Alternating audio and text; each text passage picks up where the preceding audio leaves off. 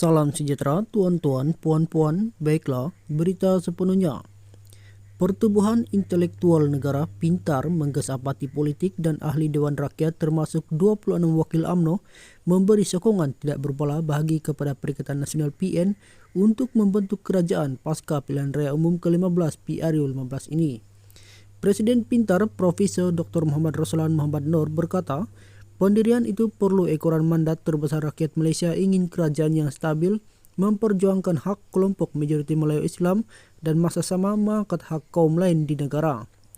Pintar menjunjung tinggi kebijaksanaan yang di Pertuan Agong dalam menentukan seorang ahli Dewan Rakyat yang pada hemat baginda mungkin mendapat kepercayaan majoriti ahli Dewan Rakyat untuk dilantik sebagai Perdana Malaysia yang ke-10.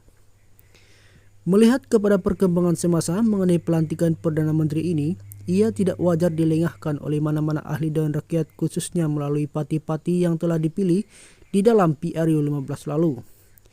Mengambil sikap berkecuali dalam keadaan sekarang adalah suatu perkara yang perlu dinilai semula kerana kita tidak mahu negara terumbang-ambing tanpa dapat dilantik seorang Perdana Menteri yang akan menjalankan tugas-tugas eksekutif dalam mentadbir negara, katanya dalam satu kenyataan malam ini. Muhammad Roslan berkata, mandat rakyat telah diperoleh di mana sebelum PRU 15 diadakan, kita sering mendengar agar soal politik negara dikembalikan kepada rakyat dan sekarang mandat itu telah jelas berdasarkan keputusan PRU 15 yang diperoleh. Katanya, oleh kerana pembentukan kerajaan pada kali ini memerlukan kerjasama dan sokongan parti-parti yang menang dalam PRU 15 disebabkan tiada yang mendapat majoriti muda, maka lebih munasabah kerjasama parti politik yang wujud dalam kerajaan sebelum PRU untuk duduk bersama berbincang membentuk kerajaan pasca PRU 15 ini.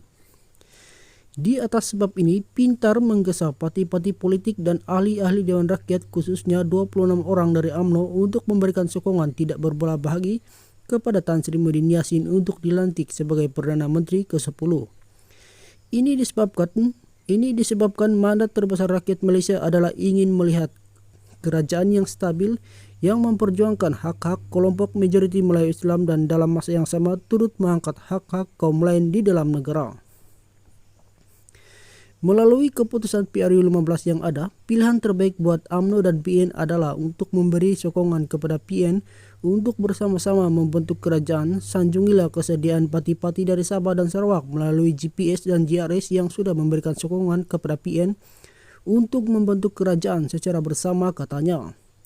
Muhammad Roslan berkata adalah sangat wajar bagi ahli Dewan Rakyat daripada UMNO dan BN untuk menyatakan sokongan kepada Muhyiddin.